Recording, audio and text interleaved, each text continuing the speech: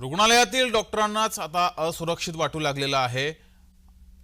आयएमएमच्या अहवालातील निष्कर्ष समोर आलाय। डॉक्टरांना स्वसंरक्षणासाठी शस्त्र हवंय।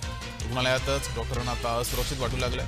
कोलकाता येथे महिला डॉक्टरवर झालेल्या हल्ल्यानंतर डॉक्टरांना आता असुरक्षित वाटू लागले। देशात बहुतांश महिला डॉक्टरांसह सरकारी किंवा खासगी रुग्णालयात रात्रपाळी करणाऱ्या 1/3 डॉक्टरांना असुरक्षित वाटू लागले। या महिला डॉक्टरांना आता स्वरक्षणार्थ शस्त्र बाळगण्याची गरज वाटते आहे। इंडियन मेडिकल असोसिएशनच्या एका अहवालात ही माहिती समोर आली आहे।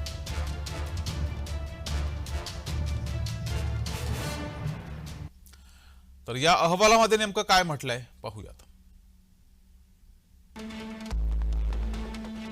53% डॉक्टरांची सेवा कक्षापासून खूप दूर असते। 45% डॉक्टरांना रुग्णालयातच वेगळा कक्ष उपलब्ध नाही।